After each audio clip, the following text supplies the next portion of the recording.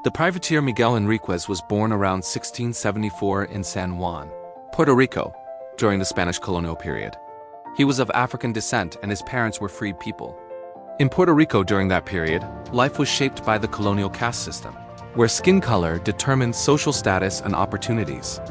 Miguel Enriquez grew up in humble conditions, but from an early age he learned to read, to write, basic mathematics, and some Latin through self-study or informal learning.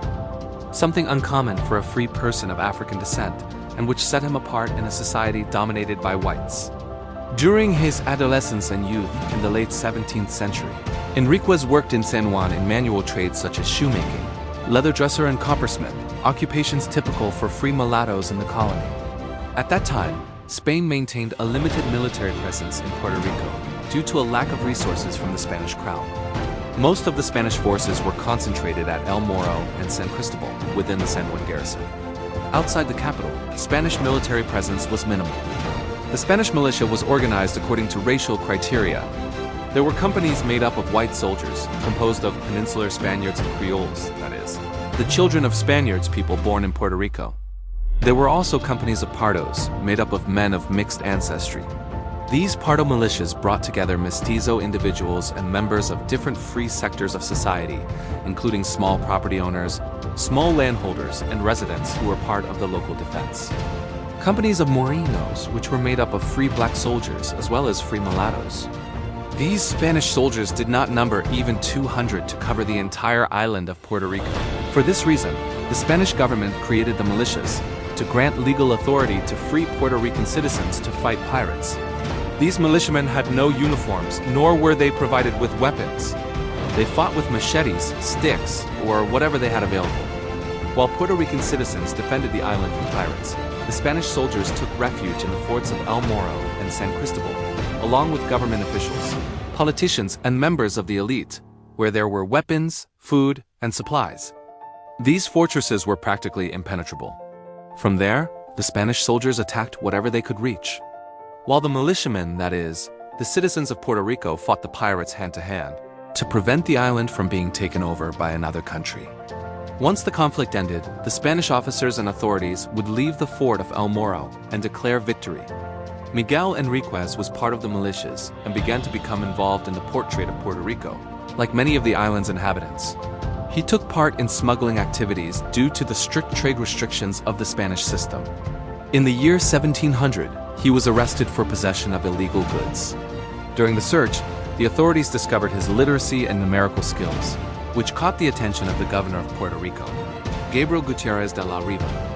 In 1701, in the context of the War of the Spanish Succession, the governor incorporated Miguel Enriquez as a merchant and commercial operator, which marked a decisive change in his life and an unusual rise for a black man in the Spanish colonial era. Around 1701 to 1703, Miguel Enriquez received official letter from the government of Spain authorizing him to attack enemy ships and began his career as a privateer coast guard in the service of the Spanish crown. During the War of the Spanish Succession, he organized a flotilla of small, fast vessels to intercept English, French, and Dutch ships in the Caribbean, operating in areas such as the Virgin Islands, Jamaica, and the Western Atlantic routes. In 1707, Miguel Enriquez was appointed captain of sea and war and received direct recognition from King Philip V of Spain for his services. During these years, Puerto Rico was facing a severe economic shortage, since the island depended on imports from Spain, and official shipments were irregular and insufficient. The trade restrictions that Spain imposed on Puerto Rico kept the island's economy in conditions of poverty. In this context, Enriquez's activities were crucial, as the captures made by his privateers brought in food, textiles, tools, and other essential goods. Miguel Enriquez helped to sustain the local economy and prevent further economic decline.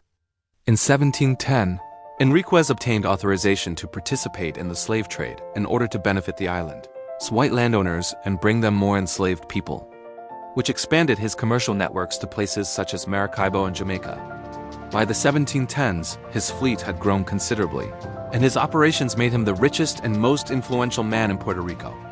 In 1712, he received the honor of Spanish knighthood, and in 1713 he was awarded the gold medal of the royal effigy for his victories, including the capture of several Dutch vessels. During this period, he financed religious works, fortifications, and charitable activities, seeking to consolidate his social prestige within an elite that still viewed him with racial prejudice. Between 1710 and 1729, Enriquez reached the peak of his economic and military power. He owned multiple ships, plantations, warehouses, and an extensive commercial network, and he employed hundreds of sailors and workers. In 1717, he took part in operations that contributed to the expulsion of English occupants from Vaux, Puerto Rico. During the war between England and Spain in 1727, his privateers captured dozens of British ships in the seas near Spanish territories, which provoked protests from English merchants. Despite having served the Spanish crown for many years, colonial officials and sectors of the white elite resented Miguel Enriquez's presence. The conflicts began in 1713 with Governor Colonel Juan de Ribera, who confiscated part of his property. Enriquez appealed directly to the crown, and in 1715 he obtained a favorable ruling that restored his position. Subsequently, in 1720, he faced new conflicts under the new governor of Puerto Rico, Francisco Danio, where he became the subject of accusations of smuggling and administrative disputes. These confrontations reflected the racial and social tensions caused by the power of an Afro-Puerto Rican man in Spanish colonial society. The definitive decline began under the governor of Puerto Rico, Matias de Abadia Laters. In 1731, political and economic pressures increased, and in 1733 his properties, ships, and accounts were seized due to alleged debts and administrative charges. Little by little, without the political support he had enjoyed during the years of war, Miguel Enriquez lost most of his fortune to governors who seized his possessions. The death of his son Vicente in 1735 further deepened his crisis, both personally and economically. To avoid arrest and further confiscations, Miguel Enriquez took refuge in the convent of Santo Tomás in San Juan, a church he himself had financed, where he remained under religious asylum during his final years. Miguel Enriquez died there in 1743, at the age of 69, in conditions of poverty and isolation, after having been one of the most powerful men in the Spanish Caribbean. During the following centuries, his figure was given little prominence in the official history of Puerto Rico, even though he had been a person of great importance on the island. Due to his Afro-Puerto Rican origin, his story was relegated to oblivion for generations. Only in the 20th century did scholars such as Salvador Brau, José Luis González, and Arturo Morales Carrion recover his memory and highlight his importance in the history of colonial Puerto Rico. In 2010, the Legislative Assembly of Puerto Rico declared the ruins of the Hermitage of Our Lady of Candelaria, associated with his memory, a historic site. Beyond this act, the government of Puerto Rico has not paid tribute to the memory of Miguel Enriquez, who for many years protected the coasts and sustained the island's economy.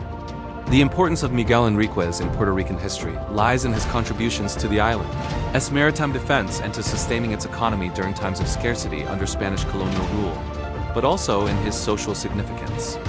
As a free mulatto man who rose from poverty to become one of the richest and most decorated individuals in the colony, he broke racial barriers within a system designed to limit people of African descent. His life reflects both the exceptional possibilities for social mobility and the resistance and conflicts faced by people of African descent when they attained power in Spanish colonial society. Today, he is considered a symbol of Afro-Puerto Rican history and one of the most notable figures of 18th century Puerto Rico. If you made it this far, follow us to keep learning more about our history as Puerto Ricans. See you next time.